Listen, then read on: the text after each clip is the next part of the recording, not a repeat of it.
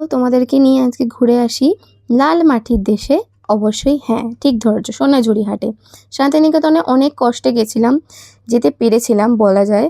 কারণ কি, যাওয়ার প্ল্যান ক্যান্সেল হয়ে যেতে যেতে হয়নি। ট্রেনটা ক্যান্সেল হয়ে গেছিলো দুদিন প্রায় সকালে মেরামতের জন্য। ট্রেন ক্যান্সেল ছিল, ট্রেন লাইনে কাজ হচ্ছিল। প্রথমেই কিনে নিয়েছিলাম এই বিনুনিতে বাঁধা যে দড়িগুলো তোমরা দেখতে পাচ্ছ সেইগুলো। এই বিনুনিতে বাঁধা দড়িগুলো অনেক জায়গাতেই তোমরা দেখতে পাবে অনেক দামে, বাট এখানে একটু কম দাম। আমি নন্দনের বাইরে কিনতে গেছিলাম, 250 থেকে 300 টাকা দাম ছিল। এইখানে বলছিল 80, 70 এরকম। আমি তোমাদেরকে একটাই সাজেশন দেবো, যদি তোমরা হাটেতে কেনাকাটা করবে মনে করো, সাথে করে একটু বেশি করে পয়সা এনো, 3 থেকে 4 হাজার টাকা প্লিজ এনো।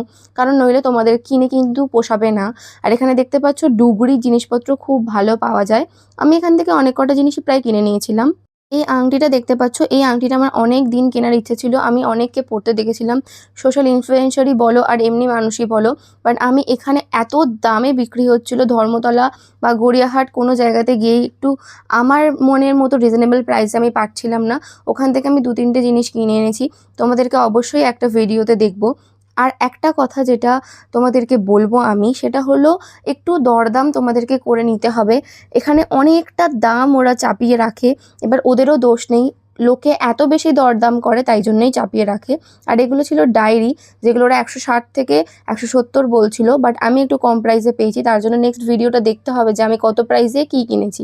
আর এখানে ছেলেদের ব্যাগ থেকে মেয়েদের ব্যাগ থেকে প্রচুর হিউজ কালেকশন ছিল। আমি এখানে ছেলেদেরও একটা ব্যাগ কিনেছি আর মেয়েদেরও অনেকগুলো ব্যাগ কিনেছি, সেগুলো তোমরা অন্য ভিডিওতে অবশ্যই দেখতে পাবে। আর এখানে দেখতে পাচ্ছ হারের কি হিউজ কালেকশন। পেছনে আমার কুর্তিতে ভর্তি ছিল। এগুলো হলো কুর্তি 250, 300, 350 করে দাম। আর আমি হাঁটতে হাঁটতে এবার সামনের দিকে এগিয়ে যাচ্ছিলাম, কারণ ওখানে প্রায় বসেছিল 50 থেকে 60 জন হাট নিয়ে, মানে এত বড়। আর এই নাচের ভিডিওটা কম বেশি তোমরা সোনাঝুরি হাটের সিগনেচার নাচ সবাই দেখেছো। আমার টাইম ছিল না তাই আমি করতে পারিনি। এনারা 50 টাকা 100 টাকার বিনিময়ে ওদের সাথে নাচ করে ভিডিও করার সুযোগ দিয়ে থাকেন। আমি একটা ছবি তুলেছিলাম, বাট আমার নাচ করার টাইম হয়নি। আর এই দাদাদের ব্যবহার খুবই ভালো, এনাদের কাছ থেকেও আমি জিনিসপত্র কিনেছিলাম, এরাও আমার নতুন সাবস্ক্রাইবার। আর ওখানে বাউল গানও হচ্ছিল, দেখতেই পাচ্ছ যে হাটে কি ভীষণ লোকজন। এই ডিসেম্বরে এত বেশি লোকজনই আমরা আশা করব। আর এগুলোও ডায়েরি, এখানেও 160, 200, 220 ডায়েরি ছিল। আমার কেনা হয়ে গেছিলো তাই আমি এখান থেকে আর কিনিনি। আর দেখতেই পাচ্ছ যে তোমাদেরকে একটু বার্গেনিং করে নিতে হবে। যদি বার্গেনিং না করতে পারো তাহলে কিন্তু ঠকে যাওয়ার সম্ভাবনা অনেক বেশি। ব্যাপারটা এখানে হেজি হয়ে গেছিলো, বাট এখানে ব্লাউজগুলো তোমরা দেখতে পাবে আমার ভীষণ টাইট হচ্ছিল না, তাই আমি এখান থেকে ব্লাউজ কেনার রিস্ক নিইনি। কারণ এর আগেই যদি তোমরা আমার ভিডিও দেখে থাকো তাহলে দেখতে পাবে যে আমি রাসের মেলায় অনেকগুলো ব্লাউজ কিনেছি, যেগুলো আমি তোমাদেরকে পরে শেয়ার করব। বাট এখান থেকে আমি অনেক কুর্তি জিনিসপত্র কিনেছি। তোমরা আমার ভিডিওটা যদি ভালোবাসা দাও। তারপর আমি চলে এসেছিলাম একটুখানি এখানে হারান প্যান্ট কিনতে।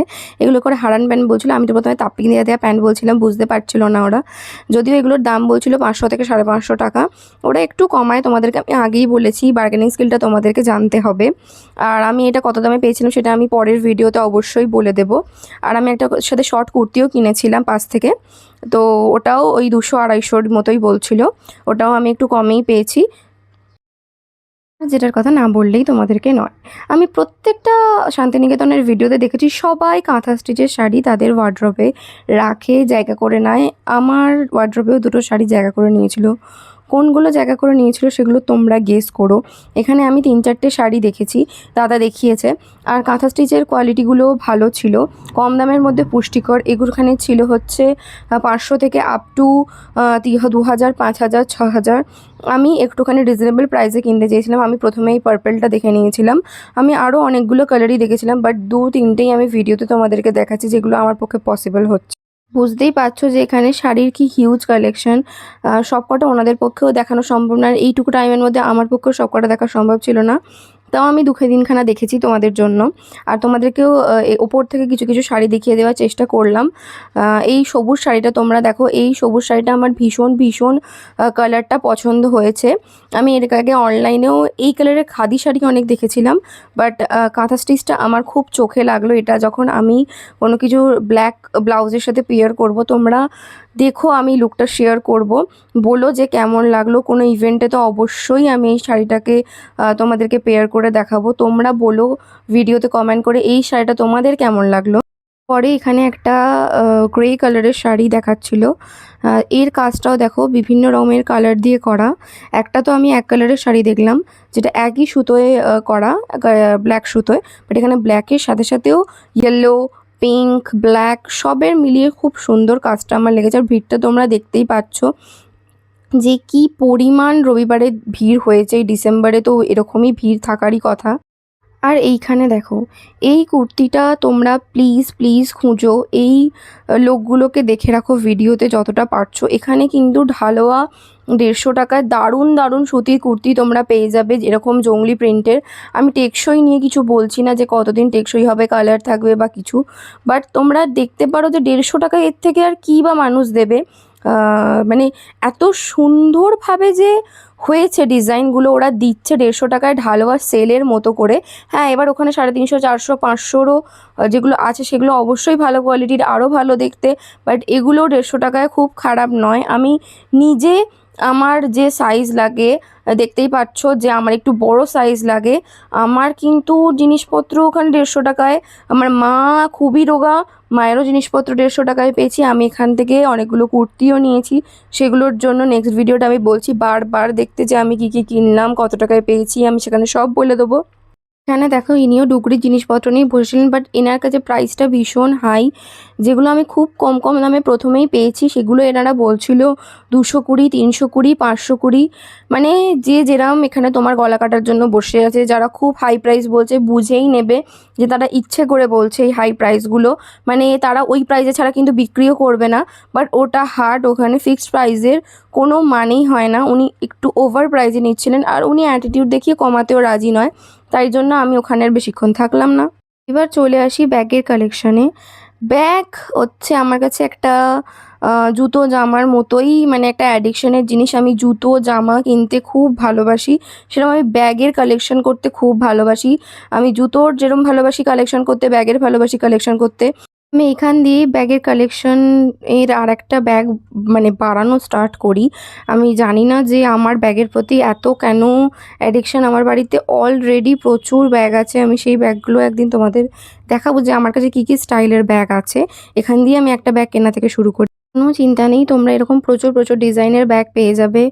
আর বেশি রিজনেবল প্রাইসেই বলবে তোমাদেরকে, 100, 150, 200।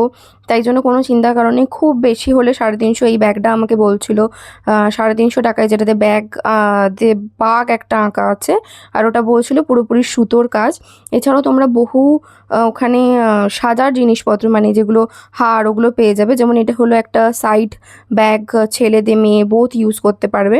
এখানে দেখতেই পাচ্ছ কত মেটালের জিনিসপত্র, ঘর সাজানোর জিনিসপত্র, মানে বিভিন্ন ধরনের জিনিসপত্র। আর লাল মাটি ফাঁকে ফাঁকে দেখা যাচ্ছে, মানে দেখতে পাচ্ছ মানে চারিদিকে লাল মাটি। আমার তো এখনও গুজবাম্প দিচ্ছে এটা বলতে যে আমি রবীন্দ্রনাথের স্থানে লাল মাটিতে অ্যাট লাস্ট সোনাঝুরি হাটে আসতে পারলাম। আমার ভীষণ ভীষণ ভালো লেগেছে, ভীষণ ভালো এক্সপিরিয়েন্স। আমি সেদিনকে ভীষণ হ্যাপি ছিলাম, কারণ আমি প্রথম শান্তিনিকেতনে গেছি সেদিনকে।